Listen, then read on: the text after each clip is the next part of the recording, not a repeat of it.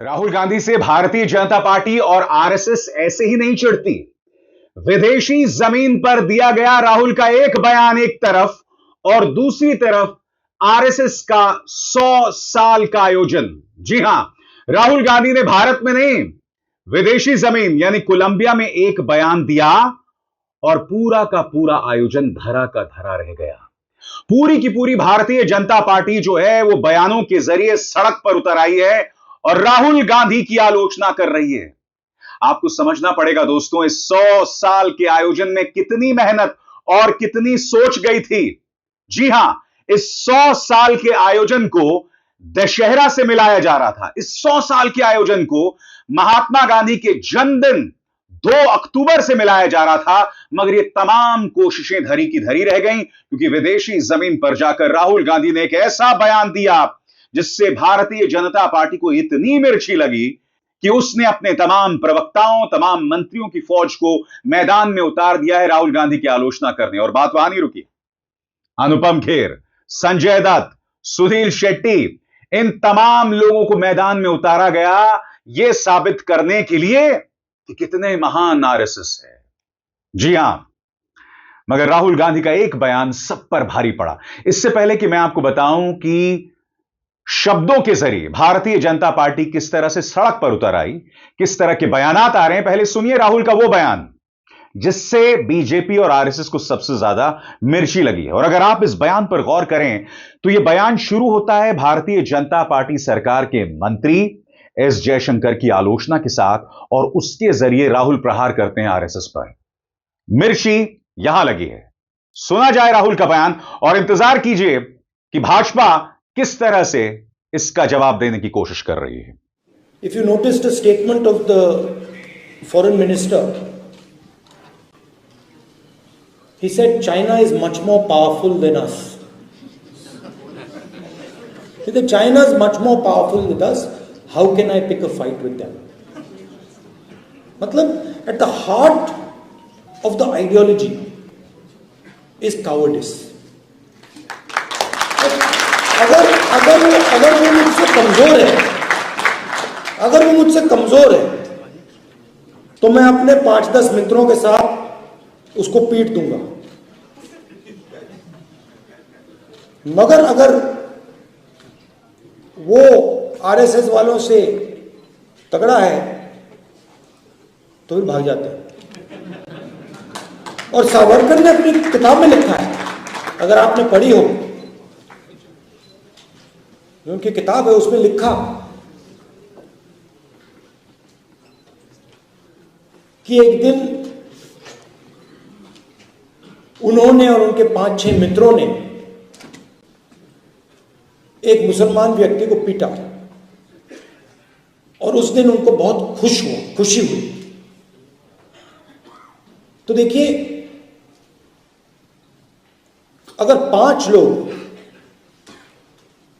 एक आदमी को पीटते हैं और फिर उनमें से किसी एक व्यक्ति को बड़ी खुशी हो रही है, वो कायरता ही है। अगर लड़ना ही है तो एक व्यक्ति से जाके अकेले लड़ लो, मगर नहीं, 5-10 लोग सावरकर जी के साथ एक व्यक्ति को पीटते हैं। तो इनकी आइडियोलॉजी में यह भी है। तो जैसे ही राहुल गांधी बयान देते हैं, पूरी की पूरी भाजपा, तमाम मंत्री, इन सब के इंटरव्यूज किए जाने लगते हैं। मकसद साफ था कि राहुल गांधी को देशद्रोही बताया जाए। तमाम न्यूज चैनल्स में डिबेट शुरू हो जाते हैं साहब, जबकि राहुल गांधी का एक भी ऐसा बयान नहीं है जिसे देश के साथ गद्दारी बताया जा सकता है। उन्होंने अगर लोकतंत्र पर सवाल उठाया है तो भारतीय जनता पार्टी पिछले 11 सालों से उसे प्रमाणित कर रही है। और आपको कहीं जाने की जरूरत नहीं है, सोनम वांगचुक को ही ले लीजिए, उनकी पत्नी के संघर्ष को ले लीजिए, उसकी चर्चा कुछ देर बाद। मगर पहले गौर फरमाइए माननीय सुधांशु त्रिवेदी क्या कह रहे हैं आपके स्क्रीन पर। उनका यह बयान, पिछले 36 घंटे में देश ने 2 प्रकार के दृश्य देखे। एक, विगत 100 साल के देश के लिए निरंतर समर्पित राष्ट्रीय एकता, सांस्कृतिक उत्थान के लिए अपना प्रतिपल समर्पित करने वाले विश्व के सबसे बड़े संगठन आरएसएस के शताब्दी पूर्ण होना और उस अवसर पर प्रधानमंत्री मोदी द्वारा एक ऐसा सिक्का जारी होना जिसमें संभवतः पहली बार भारत की किसी मुद्रा पर मां भारती का चित्र है। इन्हीं 24 घंटों में देश ने दूसरा दृश्य देखा कि 140 साल पुरानी पार्टी 100 साल से जिस पर एक परिवार का वर्चस्व है, उस पार्टी के पतन और सत्ता छूटने की बदहवासी ने, उनके खानदान के बरखुद्दार ने एक ऐसा बयान दिया जिसमें कुछ भी आश्चर्यजनक नहीं है। मैंने क्या कहा आपको कि एक तरफ आरएसएस का 100 साल का आयोजन और दूसरी तरफ विदेश में दिया गया राहुल गांधी का एक बयान, यानी कि खुद सुधांशु त्रिवेदी दोनों की बराबरी कर रहे हैं। ये मेरे शब्द नहीं है। मैंने कार्यक्रम में क्यों कहा कि एक तरफ आयोजन 100 साल का और दूसरी तरफ राहुल गांधी का 50 सेकंड का बयान, पूरा आयोजन ठप हो गया है साहब। सबसे बड़ी बात, अब भारतीय जनता पार्टी के नेता कह रहे हैं कि इस देश में लोकतंत्र के हिसाब से चीजें चलती हैं। उनके एक नेता का बयान मैं आपको पढ़ के सुनाना चाहता हूं। केंद्रीय मंत्री प्रहलाद जोशी का बयान, वो कहते हैं यह सबसे दुर्भाग्यपूर्ण है। यह दुनिया का सबसे बड़ा लोकतंत्र, दुनिया का सबसे सफल, सबसे जीवंत लोकतंत्र है।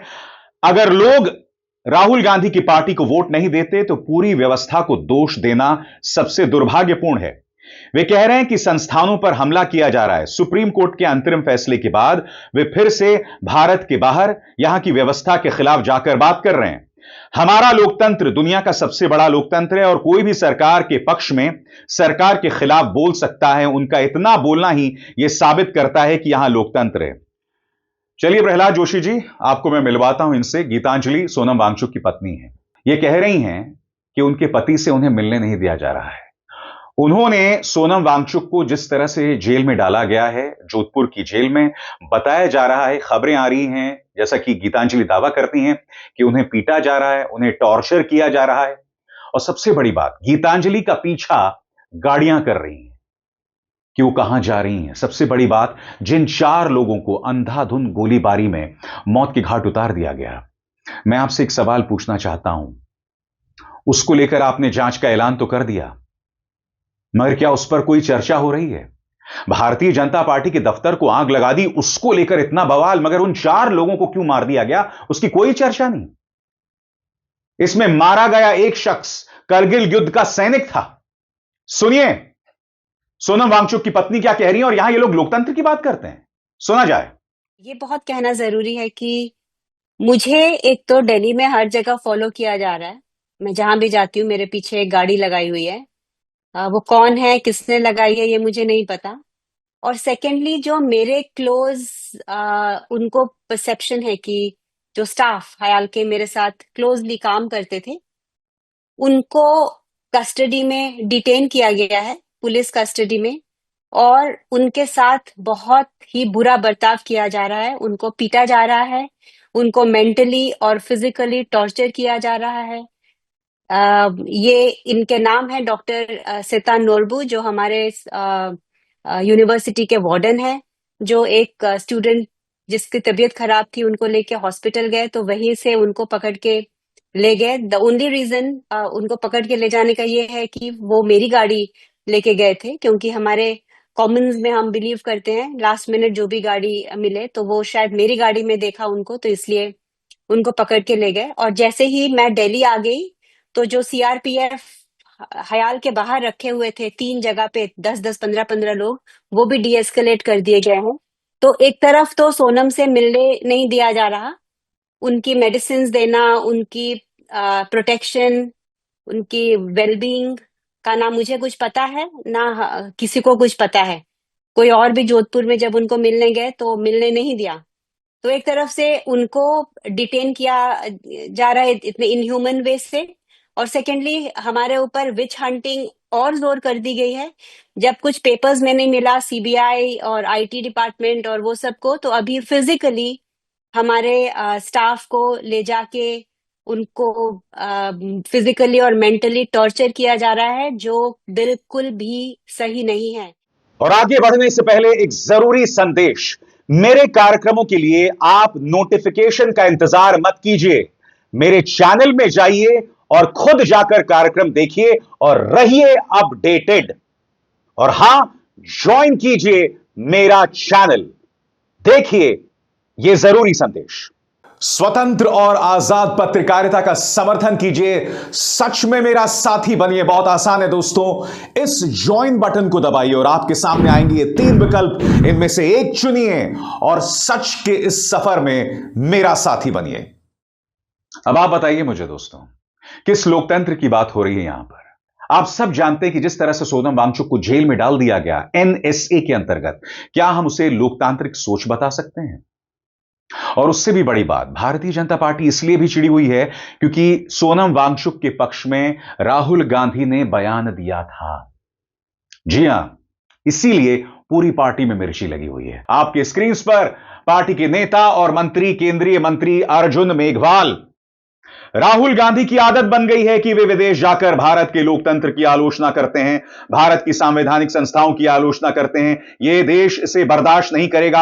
आप लोकसभा में विपक्ष के नेता हैं, आप हमारी आलोचना करें तो समझ में आता है, लेकिन भारत की आलोचना करना, भारत माता की आलोचना करना बिल्कुल भी सहनीय नहीं है। इनमें से कोई भी नहीं बता रहा है दोस्तों कि भारत मां की आलोचना कहां हो रही है। अगर कोई शख्स लोकतंत्र पर सवाल उठा रहा है तो लोकतंत्र कमजोर है, इसे तो खुद भारतीय जनता प्रमाणित कर रही है ना, बार बार कर रही है।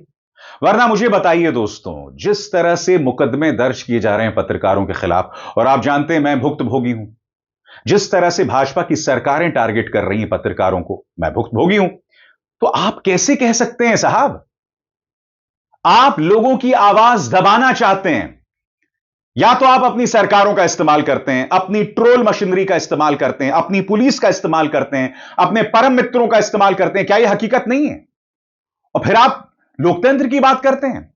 आपके स्क्रीन पर शिवराज सिंह चौहान, केंद्रीय मंत्री, वो कहते हैं किसी भी देशभक्त नागरिक को, चाहे वो किसी भी राजनीतिक पद पर क्यों ना हो, अपने देश के बाहर अपने देश की आलोचना नहीं करनी चाहिए। मेरा मानना है कि दुनिया में अपने देश की प्रतिष्ठा को धूमिल करना देश के प्रति अपराध है। हम अपने देश में आपस में चर्चा कर सकते हैं, संसद मंच है, लेकिन हमें दुनिया में अपने देश को बदनाम नहीं करना चाहिए। तो सबसे बड़ी बात, अगर राहुल गांधी अपराध कर रहे हैं तो आप उन्हें गिरफ्तार क्यों नहीं करते हैं? भाई सीधी सी बात है, आप गिरफ्तार कीजिए, क्योंकि पिछले कुछ दिनों में अदालतों के कुछ फैसले किस तरह से आ रहे हैं हम सब जानते हैं। आप गिरफ्तार कीजिए ना। आपको किसने रोका है राहुल गांधी को गिरफ्तार करने से? और सबसे बड़ी बात, विदेशों में जाकर देश का अपमान करना। मैं आपको ऐसे ढेरों बयान प्रधानमंत्री के दिखा सकता हूं जहां प्रधानमंत्री विदेशी जमीन पर जाते हैं और कहते हैं कि भाई मुझे किसी ने कहा था कि यह कैसा देश है, हम कहां आ गए। प्रधानमंत्री दूसरों के शब्दों को दोहराते हैं इस तरह से। क्या यह देश का सम्मान है? बताइए, कितनी बार प्रधानमंत्री ने कहा यह विदेशों में जाकर? सुना जाए फिर से। एक समय था जब लोग, यार पता नहीं पिछले जन्म में क्या पाप किया था, हिंदुस्तान में पैदा हुए, ये कोई देश है, ये कोई सरकार है, ये कोई लोग है, चलो छोड़ो चले जाए कहीं और।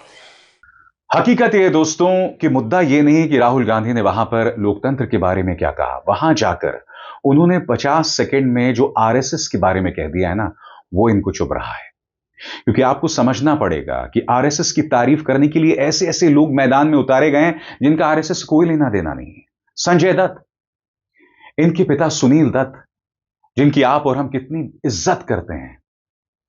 सुनील दत्त वो शख्स हैं जो कौमी एकता के लिए सड़क पर उतर जाया करते थे, मगर आज ये व्यक्ति आरएसएस की तारीफ कर रहा है। अरे संजू बाबा, कौन से मामले में आप जाके फंस गए हो कि तुम्हें यह सब कहना पड़ रहा है? सुनिए संजय दत्त ने क्या कहा। This Vijayadashmi marks 100 years of RSS. Through every challenge, the Sangh has stayed true to the nation and nation building.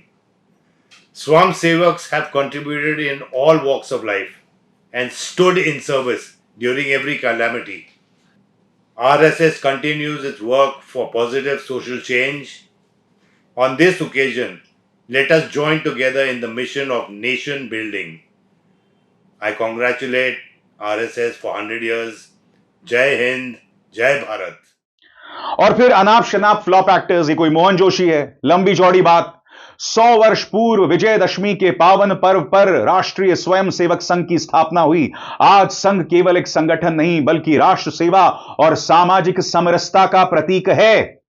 क्या मनोज जोशी बता सकते हैं कि 1942 के भारत छोड़ो आंदोलन में आरएसएस ने शिरकत क्यों नहीं की?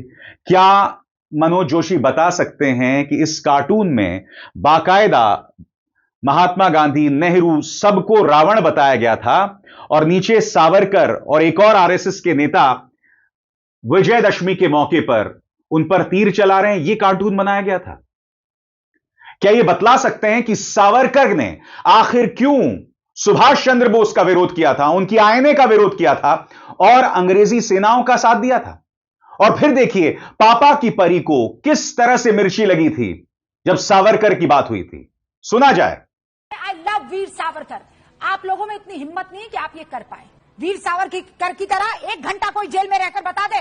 सतीश केसिंग साहब जाकर देखिए, चमड़ी चिल्लाइए मत, मैं कह रहा हूँ 9 चिट्ठियों की भी बात और 60 रुपए पेंशन की भी बात होनी ऑफ इंडिया लिखना अलग बात है और वहाँ एकदम ऐसे चूहे जैसे होल में रहना अलग बात है सर। उसके बारे में चर्चा नहीं करना चाहता, सबका अपने। ये मोहतरमा कह रही है कि आप 1 वर्ष या कितने भी समय रहकर दिखाइए जिस तरह से सावरकर रह रहे हैं। आप बटुकेश्वर दत्त का नाम भूल गई?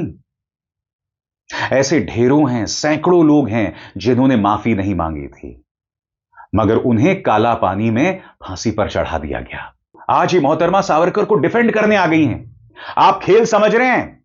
100 साल के आयोजन के मौके पर कितना पैसा लगाया गया है, कितनी सोच इसमें लगी है और राहुल गांधी की एक बयान ने सब कुछ धराशायी कर दिया है। सुनील शेट्टी का बयान देखिए। सुनील शेट्टी का क्या लेना देना आरएसएस से, आप मुझे बताइए। सुनील शेट्टी आपके स्क्रीन पर। Saluting 100 years of dedicated nation building. Congratulations to the RSS for a century of service, unity and strength. Here is to stronger, more united Bharat ahead. क्या मुझे सुनील शेट्टी इस बात का जवाब देंगे कि 53 साल तक आरएसएस ने अपने दफ्तर में तिरंगा क्यों नहीं फहराया? और जब 3 लोग नागपुर पहुंचते तिरंगा फहराने के लिए तब आपको याद होगा उन पर मुकदमा कर दिया जाता है। यह है इनकी हकीकत। मैं फिर आपसे पूछना चाहता हूं दोस्तों, ये तमाम अभिनेता, अनुपम खेर का यह बयान देखिए साहब, ये तमाम अभिनेता क्यों मैदान में उतरे हैं? इनका आरएसएस से क्या लेना देना है? अनुपम खेर क्या कहते हैं, गौर किया जाए। आरएसएस के 100 साल पूरे होने पर सभी कार्यकर्ताओं, शाखा प्रमुख, प्रभारी एवं अन्य पदाधिकारियों को हार्दिक बधाई और शुभकामनाएं। आपकी निस्वार्थ भावना से देश के प्रति काम करने की शैली सराहनीय भी है और प्रेरणात्मक भी। जय हिंद। कहां है जय हिंद, बताइए ना। संविधान का विरोध किस संगठन से जुड़े लोगों ने किया था? किस संगठन के लोगों ने कहा था कि इस संविधान में भारतीयता नाम की कोई चीज नहीं है? वो संविधान जो इस देश के दलित वंचित लोगों को इंसाफ देने का वादा करता है, उसी संविधान को ये लोग तहस नहस करने में लगे हुए हैं। इस संगठन ने संविधान का विरोध किया, तिरंगे का विरोध किया, देश के स्वाधीनता संग्राम सेनानियों का अपमान किया, भारत छोड़ो आंदोलन में शिरकत नहीं की। सबसे बड़ी बात, जिन्ना के साथ श्यामा प्रसाद मुखर्जी ने एक नहीं 2-2 राज्यों में सरकार बनाई। सिंध और पश्चिम बंगाल, ये 2 चेहरे साथ थे, श्यामा प्रसाद मुखर्जी और मोहम्मद अली जिन्ना। और सबसे बड़ी बात, यह महात्मा गांधी की महानता है। जब आपने 1942 में भारत छोड़ो आंदोलन में शिरकत नहीं की तो महात्मा चाहते तो आपको देशद्रोही कह सकते थे। आप ताउम्र अपने पर लगे उस दाग से भाग रहे होते, मगर यह महात्मा का स्टाइल नहीं था। वो आपको अभिव्यक्ति की आजादी दिया करते थे, आप चाहे जो मर्जी करें। मगर आज ये लोग बात बात पर लोगों को देशद्रोही बता देते हैं, जैसे कि राहुल गांधी को बताया जा रहा है, जबकि राहुल गांधी ने सिर्फ आरएसएस की कायरता, इस सरकार की कायरता की बात की थी और इस पर इन्हें मिर्ची लग गई। मगर हकीकत आपके सामने है। अविसार शर्मा को दीजिए इजाजत। नमस्कार।